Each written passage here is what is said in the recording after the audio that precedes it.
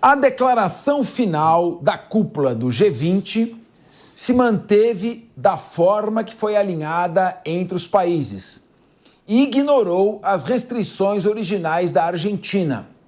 O país se colocava contra menções a termos do documento como taxação de super ricos e igualdade de gênero. Apesar das ressalvas, o presidente Javier Milei acabou aderindo à declaração e assinou o texto. Durante o segundo discurso na cúpula, o presidente Lula também defendeu o imposto para as grandes fortunas e a revisão de regras e políticas. O petista ainda afirmou que a cooperação tributária internacional é crucial para reduzir as desigualdades globais.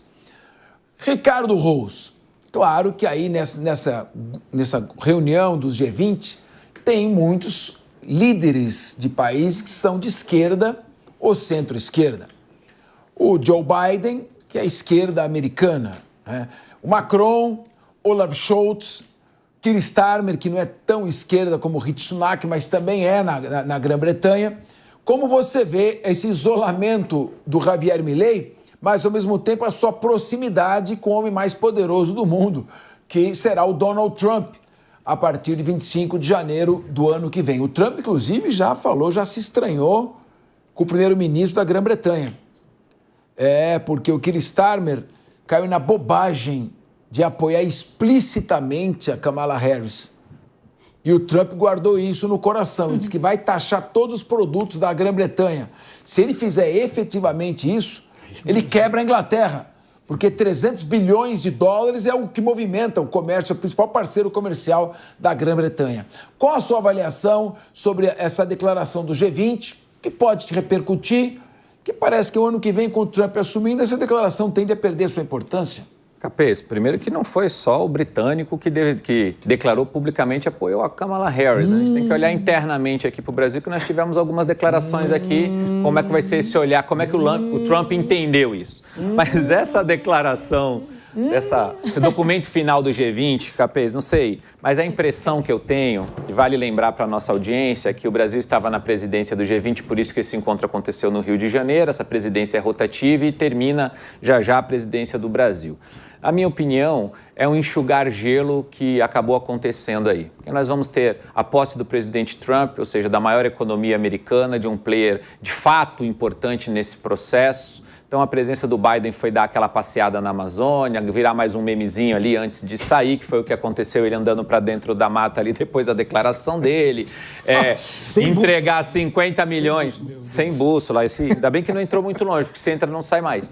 Enfim, fazer ali o aporte de 50 milhões ao invés dos 500 que foram prometidos lá atrás para o fundo da Amazônia, muita coisa. Fora isso, acho que foi um enxugar de gelo, um documento que talvez a partir da posse do Trump caia numa pseudo-irrelevância, porque o Trump vai ditar um novo ritmo, e isso já é claro, já é nítido, a gente vai ter impacto das posições deles nas questões geopolíticas globais importantes. O presidente Lula insiste na lógica da fome, apesar de, para poder anunciar esse documento, gastou do dinheiro das pessoas mais pobres do Brasil mais de 30 milhões com shows completamente irrelevantes, não somaram em absolutamente nada, só deu a possibilidade de declarações que, ao meu ver, não foram corretas contra empresários internacionais. Enfim, foi um enxugar gelo aí, talvez o Brasil tenha perdido uma grande oportunidade de um posicionamento diferente no G20. Mas como o presidente gosta, teve lá a declaração final do combate à pobreza, à fome, que a gente não está conseguindo fazer nem aqui no país onde foi sede.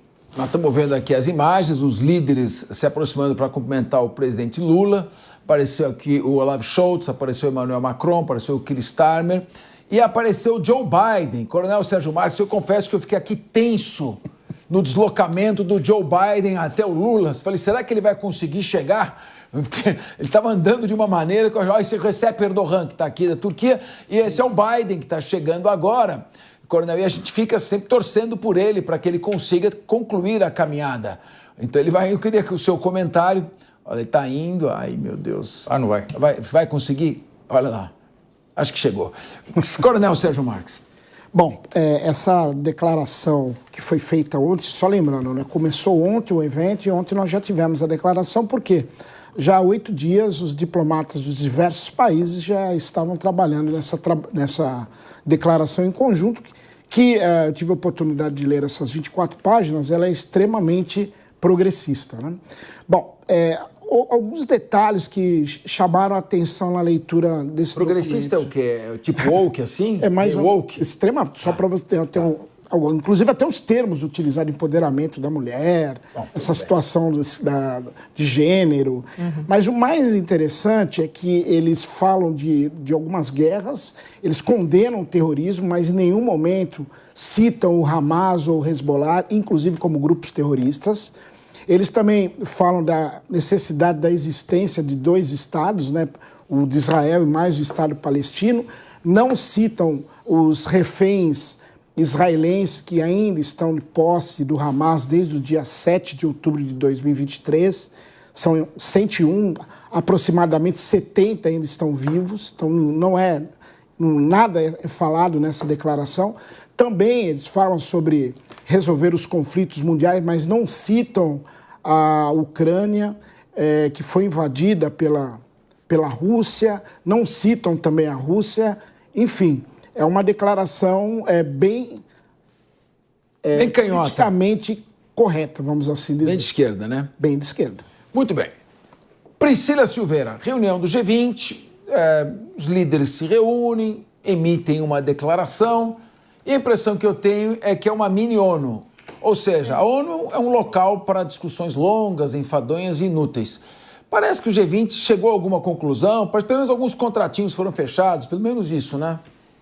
Capês, você falou uma coisa bem interessante, parece que é realmente uma mini reunião, né, dessas nações, enfim. E uma coisa que me chama a atenção, trazida aqui pelo coronel Sérgio Marques, é na questão da pauta mais progressista, e de fato me pareceu que assim o era mesmo, e foi e é, principalmente porque o Milei, ele foi contrário, ele está sendo contrário, porque ele, já sendo aí um presidente mais voltado à direita, extrema-direita, como muitos dizem, né? Ele queria muito discutir a liberdade de expressão nas redes sociais. Ele também disse que, por mais que ele lute, né, e haja a luta para a questão do gênero, ela não precisava ser colocada, e sim a questão humanitária catastrófica das guerras trazidas pela Ucrânia. Então, por isso que ele foi contrário e acabou depois assinando. Mas a gente vê, Capês, que por mais que tenha relevância, a gente está recebendo aí países, né, grandes pessoas, grandes líderes de países importantes, pareceu para mim que ficou mesmo um resumo, né, da reunião das Nações Unidas, embora eu ainda seja um pouco mais otimista, pensando que essa reunião, essa pauta, né, possa ir adiante e que nós enfrentemos a fome, sim, que nós tenhamos paz social, mas para isso a gente precisa ter políticas afirmativas e não simplesmente reduzir a termo, né, as ideias e ficarmos esperando que as ideias ocorram. Então, nesse sentido, a gente precisa pôr as mãos à luta para conseguir chegar nessa pauta. E a declaração final do G20 também aborda as consequências das últimas guerras, com maior ênfase no conflito na faixa de Gaza.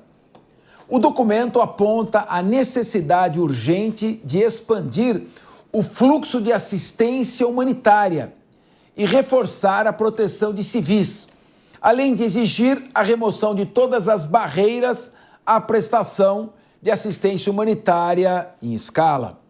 Luca Bassani chega ao vivo aqui no Linha de Frente. Eu acho que ele está em Munique, não tenho certeza. Vou dar uma boa noite por via das dúvidas. Acertei, Luca? Você está em Munique? Boa noite a você, Capês, também, e todos que nos acompanham, boa tarde, né? Então você está aí, são 19 horas e 41 minutos. Ô, Luca, eu queria colocar 2 questões para você. Primeiro, de que serve essa declaração do G20 com relação à faixa de Gaza, se o único homem que teria o poder de garantir o apoio de assistência humanitária é o Joe Biden, está lá, assinou a declaração e não fez nada neste sentido? É a primeira questão. Segundo, o enfoque foi na guerra ali da faixa de Gaza, no Oriente Médio. Mas as guerras estão interligadas, porque o Irã é aliado direto da Rússia. E a Rússia vai abocanhar 40% da Ucrânia. Então, está prestes a fazê-lo. Eu pergunto a você, essa declaração do G20, então, ela ajuda no quê, propriamente, as pessoas ali que estão em Gaza, os parentes dos reféns que estão em poder dos terroristas, a população da Ucrânia, os russos que estão morrendo dentro da Ucrânia? Faz uma análise sobre o panorama geopolítico E essa declaração que, segundo o próprio presidente Lula, arranhou a superfície.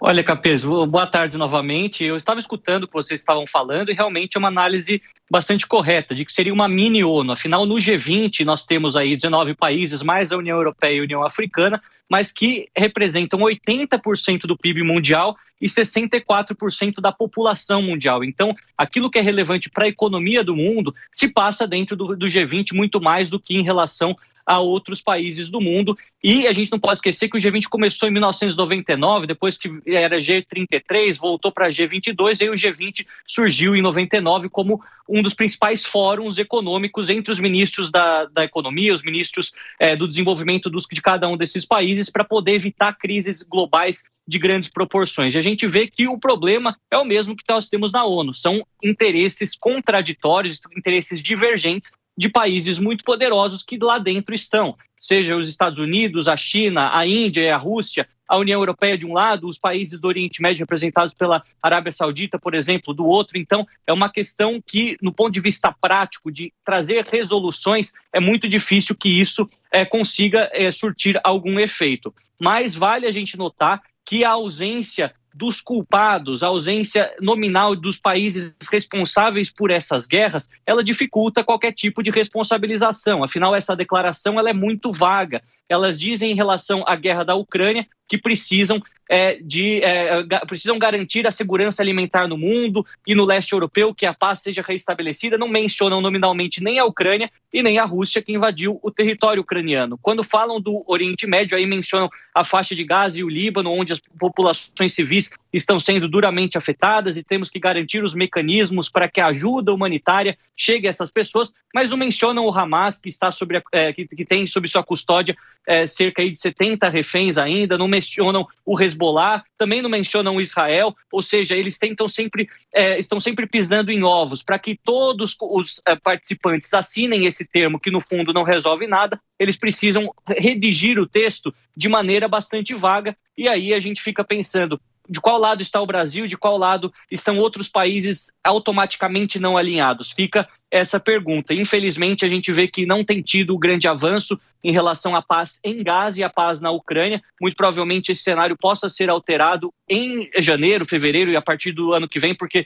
Donald Trump, como presidente dos Estados Unidos, tem uma postura na política externa completamente diferente daquela dos democratas, e aí nós saberemos qual será a perspectiva, para que lado este caminho irá andar. Mas é muito, muito difícil. A gente vê que o G20 ficou assim de uma maneira bastante indiferente, se assim posso dizer. Esse termo eles tinham que assinar, eles tinham que redigir uma espécie de relatório que falasse sobre isso. Afinal, ninguém vai ser a favor da fome, ninguém vai ser a favor da pobreza, ninguém vai ser a favor da guerra. São coisas praticamente óbvias, né? Obviedades que precisam estar no papel apenas para mostrar para o seu público: olha, estamos do lado certo, mas no final ninguém acaba fazendo nada. Exatamente, Lucas. Se a reunião já seria de pouca utilidade, porque ela tem pouca efetividade, é legal se reunir e tal, bacana, mas não resolve nada. Agora, com a vitória do Donald Trump, então, ela perdeu completamente qualquer relevância, qualquer importância. Como você disse, ela se resume a declarações óbvias e algumas delas tendenciosas.